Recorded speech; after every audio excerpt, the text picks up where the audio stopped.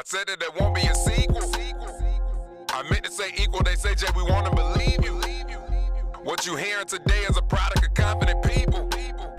What I'm lending away is a promise we're giving to people. Listen.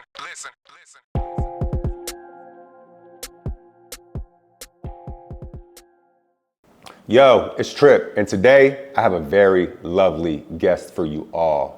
Miss Brenna Noyes. This lady does everything. She's really one of them ones.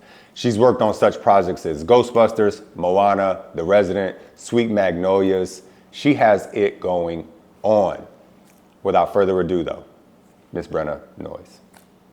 And hello, Miss Brenna. Thank you for being here today. Of course, thanks for having me. I know that you are from Michigan. Yeah. Today, I put on my Barry Sanders Detroit Lions. Only for you. Thank you. I appreciate that. Go Lions. I'm an Eagles fan, and I could catch a lot of hell for not wearing green. But I was like, I have somebody on special today. I appreciate that. Thank you for being here. How are you today? What's going on? Doing good. Staying busy. I can't complain about that. Yeah. Thank you so much for having me. Of course. You are always busy. So let me just hop right into it. Okay. Michigan. Yes. Atlanta. Yes. How did you get here? Like, where was the transition? What was the transition like for you? Okay, it's a little bit of a crazy story. So going back a little bit, I grew up, for those that know Michigan, the good old Michigan Mitt. So I'm from here. So it's about 45 minutes north of Detroit. I grew up in the suburbs. And I was always really good at math and science. So my dad had worked for General Motors for his entire life, and and my mom's an accountant, and I was decent at good at math and science. I was good at math and science, so they're like, oh, you're gonna be an engineer. And I was like, oh yeah, okay, sure. If people say I'm good at it, that's just kind of how things go. And so long story short, as I'm getting further along in high school and you have to pick colleges and decide what you're doing with your life and all this stuff, I still wasn't very artsy. I was taking all the AP Calc classes and environmental science and all this stuff. That's the path I was going to. I was always a competitive dancer, and so that's kind of where my, I guess, performance and art and that sort of thing came through. But it was never really thought about as a career. It was just a thing that I loved and that I did very competitively. But then senior year came along, and I was only allowed to take one art class a year, and the art teacher really wanted me to take AP art, and my calc teacher really wanted me to take AP calc, and they were in the same hour. And so my AP calc teacher ended up forfeiting her lunch and independently studying me so I could do both. No way. Yeah, so I ended up passing AP Calc and then also passing AP Art, but my art teacher was really adamant in me going towards the art. She was like, that's what you should be doing, don't do all this other stuff that you don't like. And so I was really conflicted on what I wanted to do once I graduated. So I ended up I also was never super speaking up for myself at this point in time, so I don't blame my parents at all, because I wasn't being very this is what I want to do. I was I don't know, floating. I was kind of floating. I'm a people pleaser. It's what I was doing, especially at that age. I just didn't really know what I wanted to do. So I ended up first going to school. I got into Wayne State University, which is in Detroit, and I went to school for industrial design. Felt like a good compromise. It's still my dad had taken me to GM to do a shadowing of the industrial design wing, and it felt like I had great connections in that area and all this stuff, and it felt oh, this might be a good compromise. I still kind of get to do art, and I still get to use my engineer brain. It just made sense when I was 18. And so I went to school for that, and I loved living in the city. But I loved my general design classes, but I took the specific industrial design course, as well as taking that same year taking an elective in TV and film. And I hated my industrial design class. I hated it, but I liked my TV and film class. And looking back, throughout all of middle school and high school, I used to spend hours on YouTube looking up behind the scenes of movies and all this stuff. Yeah. And I used to love like performing in like community theater plays and stuff like that. But I don't know. I never really thought that was like a legitimate, like you can make money off of it. Yeah. And so then being in college and being like, no, I have to like make a decision and this isn't what I want to do. And so I ended up switching and got a major in film and a double minor in communication studies and design because I still wanted to have like a plan B, I guess, or still be able to approach my parents with like, hey, this is what I want to do, but I have this plan, like I'm going to be getting these minors as well. I can do this and this with it, but like this is what I want to do, blah, blah, blah. So fast forward throughout school, you know, I made some great short films and all this stuff and made some great connections in Detroit. And I think I had like 5 internships throughout my time at college and did a bunch of stuff. I worked for like the news station and the Detroit Grand Prix and like all these other things. And so my senior year of college, I had a professor that was like, hey, I did this sort of program with the Television Academy Foundation, which is the Emmys. And she was like, they have a really awesome internship, which if you get it, you get to go to LA and you get to shadow directors of like union sets. And being in Michigan, we had already, by the time I decided to go into film, Michigan had decided to get rid of their tax incentive. So we weren't making any like union films or anything like that in Michigan. It was all just like advertisements, car commercials, stuff like that. A lot of just like news, some like documentary-esque stuff, but there wasn't a lot of like union narrative work, not like there is in Atlanta. And so I never worked on a big set. I've only worked on some like smaller indies. And she was like, hey, I think you should really apply for this thing. And I was like, why not? Sure, like if you'll help me through it. So I applied and like thousands of students every year apply. And there was only one person chosen for the directing engineer. They have like a bunch of categories, like over like hundreds of categories of all these different things, but they only picked one directing intern. I ended up getting it. No way. Yeah, I ended up getting it, but Trip, a few weeks later, this was like March of 2020. The world shuts down because of COVID. You know, no one knew what was going on. Things were super scary, like for everyone. Obviously, like that was on a low priority list of like bad things that had happened during that time. But of course, it was like sad because I was like, that was my way out of Michigan. Like that was my way into the industry and all this stuff. Like I was gonna move to LA and do this thing, and I was like, no, my dreams are gonna. And obviously, it wasn't. It was never gonna happen like that. And I think it all happened for a reason. But they ended up doing the best that they could during that time, and they put the internship online. And they still like, we met with all the other interns that were also like quarantined at their house. Like I ended up having to move back home into my childhood bedroom. I graduated college like in my pajamas on a random Tuesday in my childhood bedroom. And like there was like a PowerPoint slide where like my name was spelled wrong and like that's how we graduated. I was also supposed to give my commencement speech. I had like interviewed with the dean and all this stuff and was supposed to like give my commencement speech at the Fox Theater, which is where I worked as an usher when I was like a sophomore.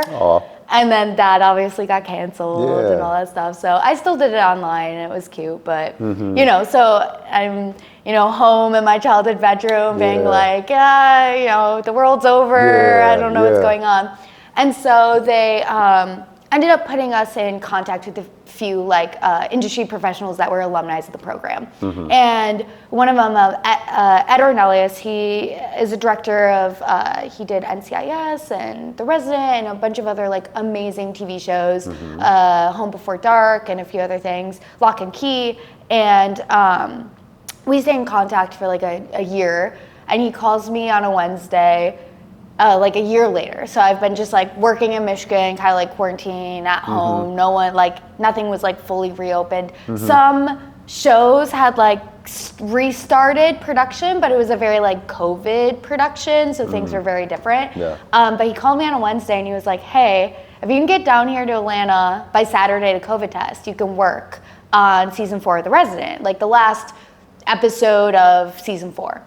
I was like, great, I'll be there. Never been to Atlanta, knew no one, had no friends or family. Oh, man. Packed up my car, drove 12 hours down here, stayed at like a super cheap like hotel in Conyers. Ended up staying for about a month, just working on the show and like learning a ton. And it was a really great experience. And I was like, this was great. Like I have a lot of connections. Yeah. And then after the show ended, I went back to Michigan.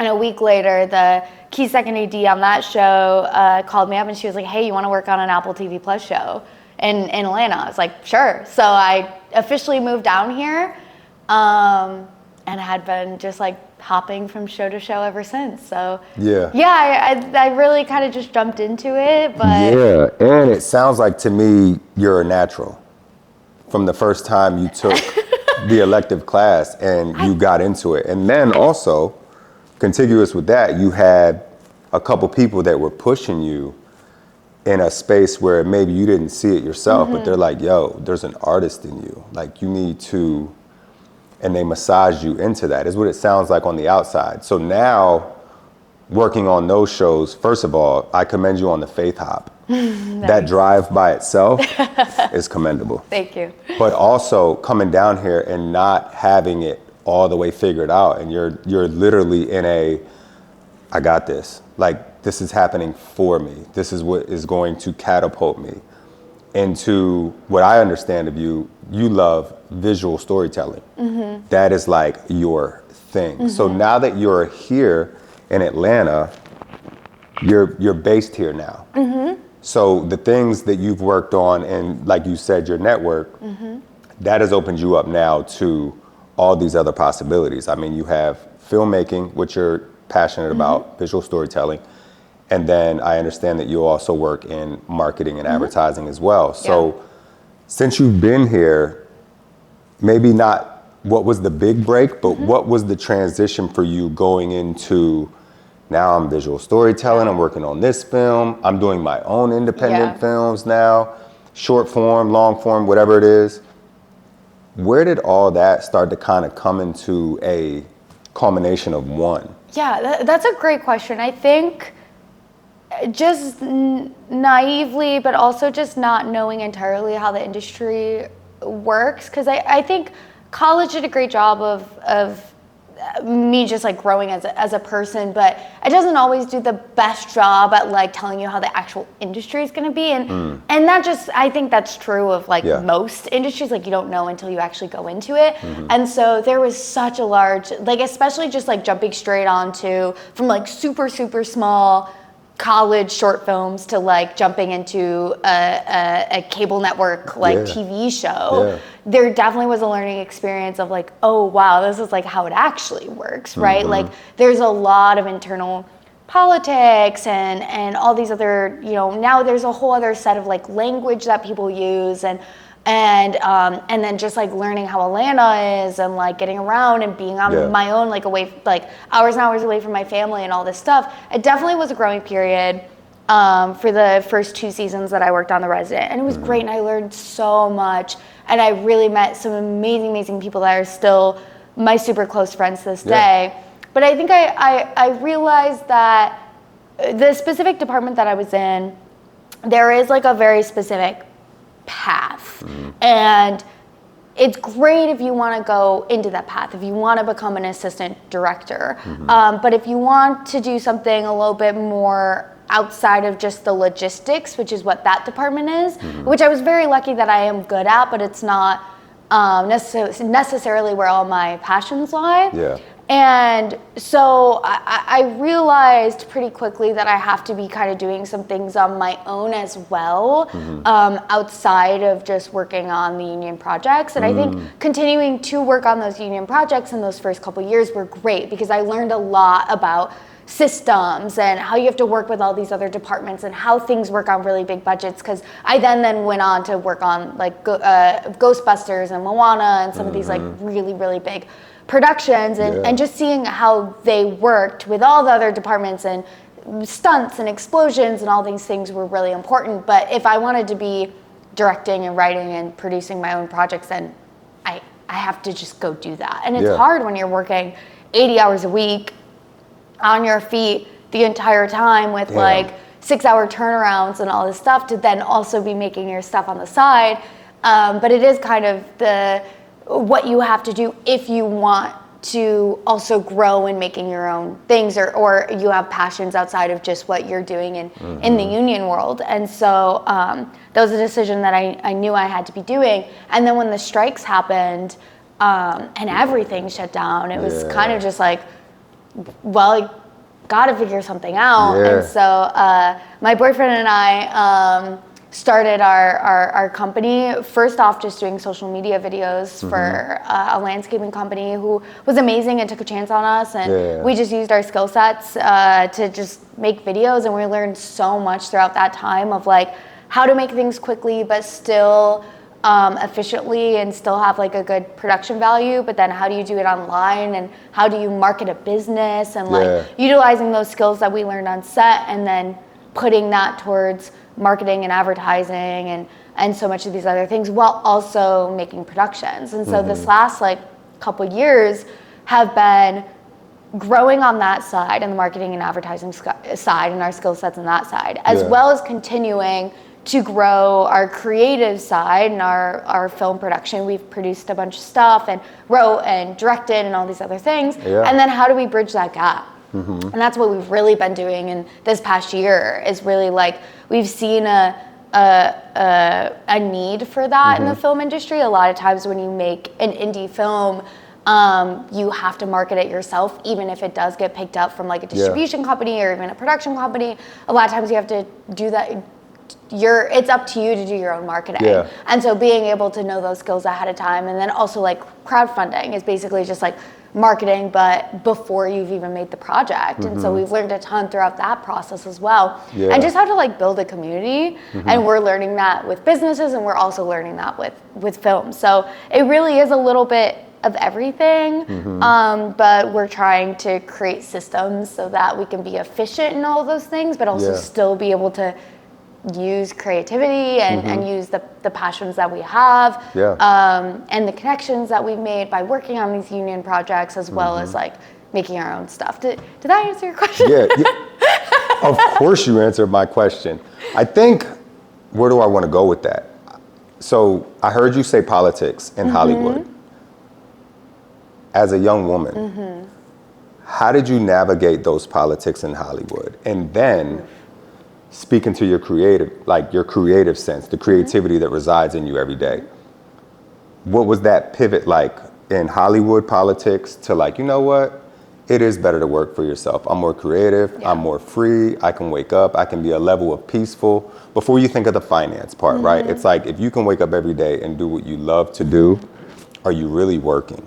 So as a young woman, navigating herself through Hollywood, and in your own creativity with filmmaking and storytelling, are there, I don't want to use the word comparisons, but what are the pivots from, do you still want to be actively in Hollywood? Is Hollywood a place that you still want to be? Or is that something that you're like, you know what, when it comes up with network, it'll come up. However, I'm going to stay over here and work on my own. Because as you mentioned, indie films and marketing yourself, there's a level of, we have to take this to like the big, the Sundance festivals and stuff like that, like the different festivals, right? So like, I know that's like a loaded question. I can't stand when somebody loads the mashed potatoes with the wrong ingredients. It's like, oh, okay, that's a whole other conversation. Was that good? We can have a whole podcast about that. We'll be talking about mashed potatoes, what you put on it. No, okay, there's so much in that question, which is great. So going back to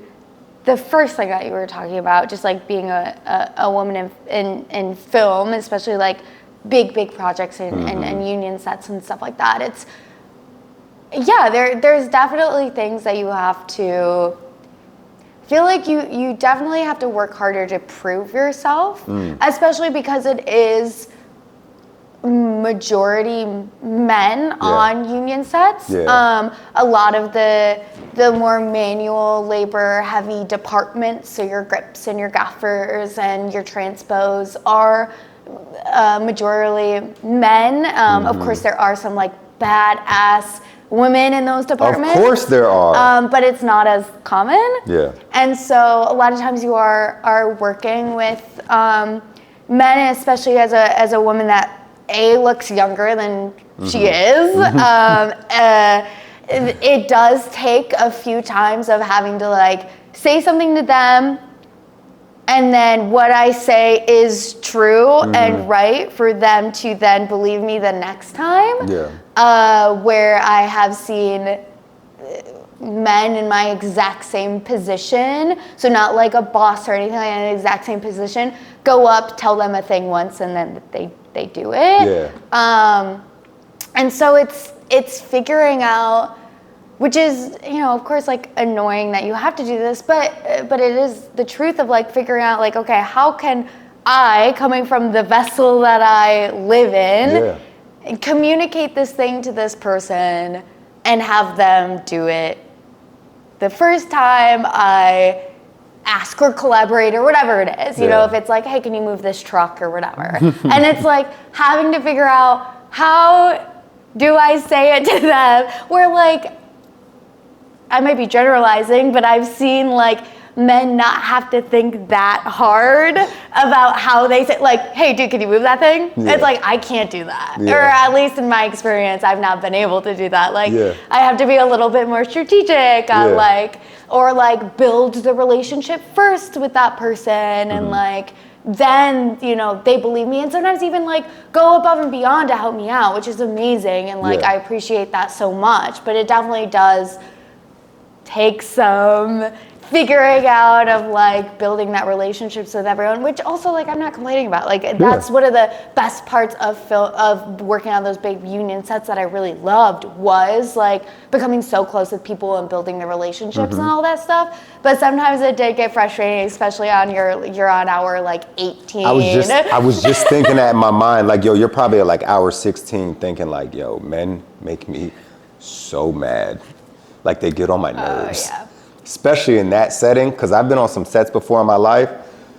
Hour 4 is different than 16. When you're at 16, sometimes it's not even you talking. Sometimes it's your feet that are talking for you because you are just not with it right now. So you're like, damn all that.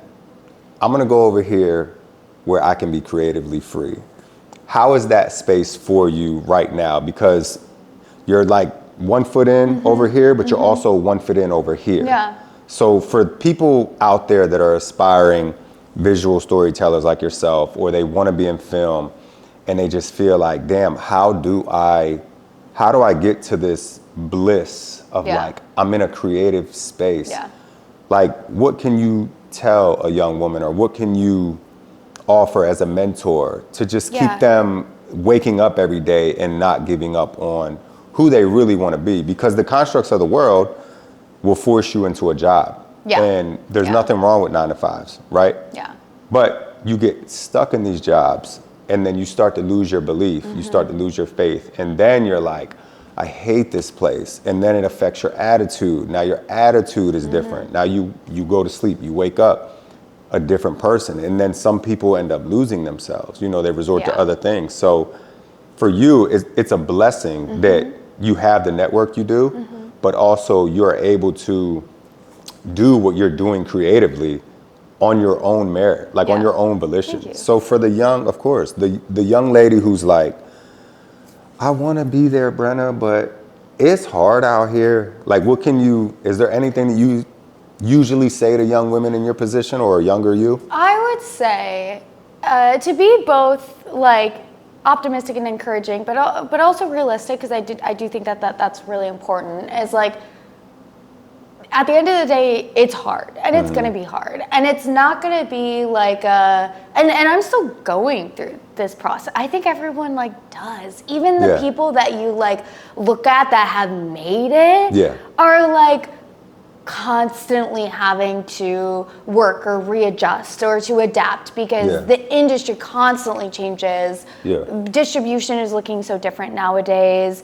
It's cable television is like barely existing. It's now like changing and for like, I think that's always going to be happening. I don't think it's like I made it and then you're gliding for the rest of your life. As cheesy and stupid and whatever it feels, like it really is the journey. Okay. And so I think it's like making the most of that and like making sure that you're enjoying that because majority of the time it's going to be that, like it's going to be the journey and the little like wins along the way. It's like making that short film with your friends on a weekend and being really happy about it. And no, maybe it doesn't win Sundance or Tribeca or whatever, because like, what does that even look like or mean and all this stuff nowadays, and or it doesn't, you know, hit 1 million views on TikTok and all this stuff. But like if you're proud of that work, you maybe made a few networking connections with people on that small set that you didn't know before. You learned a new skill set, whether that be like, oh, I know a little bit more about editing now, or I now know how to talk to actors a little bit better, or now I have an idea for the next thing. Like that I feel like is a giant win. Like that's a making it moment, because there's gonna be so much of that like you don't wanna spend your whole life being like, oh, I'm gonna make it, and not actually enjoy the majority of the journey. You're gonna miss everything, and you're gonna burn out. You're gonna be like constantly wanting that made it thing, and then when you do make it, and you hear this so often of like people who are on the top, once they like get there, that's when like, you know, they turn to other things that might not be healthy because they don't feel any different. And so I do think it's like doing the work while you're doing it, of like constantly reflecting. And that doesn't mean like not having aspirational goals. I feel like it's all a balance, right? Like it's having those aspirational goals and also having some short-term goals and really like enjoying those short-term goals as they're going and making sure that you're progressing along the way. But not just like not enjoying it, because then you're not going to enjoy your life, and you're going to burn out, and then you're going to go get that 9 to 5 because, you know, you're stressed or not making money, and whatever it is, like life is lifing, and it's gonna life. And so if you don't figure out those little things along the way, it's going to take you over. And so it's like figuring out a sustainable balance of aspirational goals, but then like really enjoying it along the way. That is so, your words are powerful because they're verbal, right? But to really be prepense about that and make that action, because how do you enjoy going through trails of hell, you know, at some point? It's like, oh my goodness, I just want to go here. And it's like, what does that look like for each person? So trying to enjoy, so life for me, I'm military, so I make acronyms out of thin air. So life has always stood for living in faith every day. That is a very intentional thing, because even right now, transparently, in my life, enjoying the process is one of those things where I am like, how the hell do you enjoy this? I have to take myself out of my mind, so to speak, and bird's eye view myself and say, this is just a moment in time. Like every other moment before this in time that felt crushing to you. The breakup that you never thought you would get over, and it's like, I'll never love again. I'll never love again. But being in a place now where you're like, okay, I've went through some things.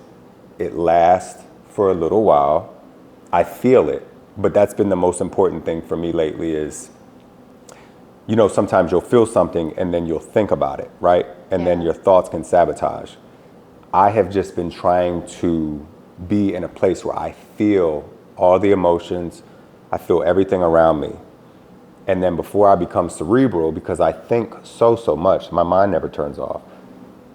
After I feel everything, then I become intentional with making the right decision moving forward. So if it's healing myself from something, or if it's just like, all right, this is a part of it. This is why you're supposed to be great. I always say to myself and like friends I'm talking to, such as you, like if they were to write the Bible, please don't yank this episode off the air.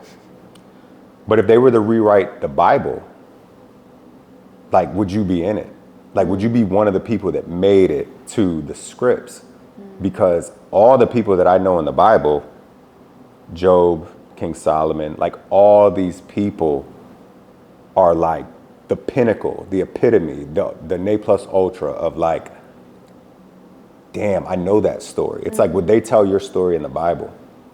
So at any rate, I'm saying all that to say, what you said just now is powerful, because if you can exist in the moment, in the journey, in today, I believe you only have to live one day at a time. And that's what I say to everybody, Brenna. I'm like, one day at a time, one day at a time. And I know it sounds alcohol anonymous or whatever anonymous it is, but it's so true, because life is here today and it's gone tomorrow.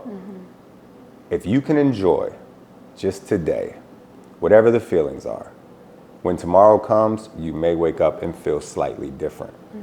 So that's my spiel, to go on top of yours or to go beneath yours, because you be having a way with words too. But so is there anything now that you're working on in your own right with film? Is there anything that you're doing marketing wise that you would like to share with people? Because I feel like people don't even know. They're only getting the surface you. Like you go so deeper. Like you are just a deeper person. And might I add, this is the first time I saw Miss Brenna without something Detroit on. Oh yeah. I just want to highlight that right now. I do usually wear. Every time I see her, she's in work mode. This is like the first time I get to see her actually dressed, but she always has something Detroit on. So anyway. Yeah, I usually sweatpants, hair up. That whole. You are a D girl for real, for real. Yeah, you gotta be. What I'm doing. I feel like I'm doing so much, which is great. One thing that I'm excited about is I'm developing or I'm writing a horror film, which I'm excited for. It's still pretty early on, but I think there's like not enough women writer-directors of horror out there, which just feels like we're such a large audience of that, and like women know horror, obviously, and so they just need to be given the chance. I mean, they're out there, they're just not given the chance of the opportunity, and so that's something that I'm working on right now that I'm excited about. It's a genre that I've always really, really loved. And so I'm working on that, as well as like constantly thinking about how to grow the business and how to work with new clients and build new systems to really scale up. And so we've been doing that. We're working on a web series right now, working with restaurants and showcasing restaurants through culture, community, and cuisine. And so we feature a new restaurant on every episode and really dive deep into like the restaurateur and their story, because we realized that there's just like not enough content out there that is focused on the owner and their story. And like every owner that we were talking to has such an interesting story about how they came about and how they opened up their restaurant, and like a lot of the foods that they make have a really like significant cultural significance, as well as like a personal, maybe sometimes like childhood significance to that individual owner, which has been really, really interesting to learn about. So cool. So we're doing that right now, as well as so many other projects. So. You have three much going on. Not even too much. You have three much going on. Yes, but I can't complain about being busy. It's great. So. Yeah. That's one thing I've noticed about you all the time. Anytime I see you, you are like, hey, hey. You're like high and by, and then you turn around and you're back in your world. So I admire that. I admire that about you. I grew up around three very beautiful women: my grandmother, my mother, my sister, and I saw all three of them not wait on anybody. Yeah. And every time I see you, you're like, if you're eating something or if you're moving around or whatever it is, holding a cat, like whatever it is, you are like always locked in. And I love that about you. You don't know that now you do. Now I know, now I'm gonna. Yeah, like I love seeing a woman in her element, be creatively her. You are what you are in that moment. There's no titles to it. It's just, this is me at my best, you know. So I love having you here. Thank you. I thank you for being here, Yes, sharing thank you your for time having with me. me today.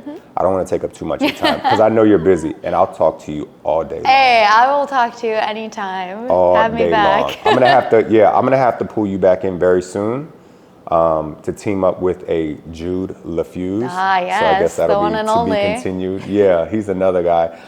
I don't know how y'all do it, but I bet your bed never has to be made because y'all don't sleep. I bet. There's, we just have like, basically like vampire coffins. Y'all that stand up and sleep, We just right? stand up, we're like still working, That and is then we're just ready to go the next day. That is hilarious. Yeah. That is hilarious.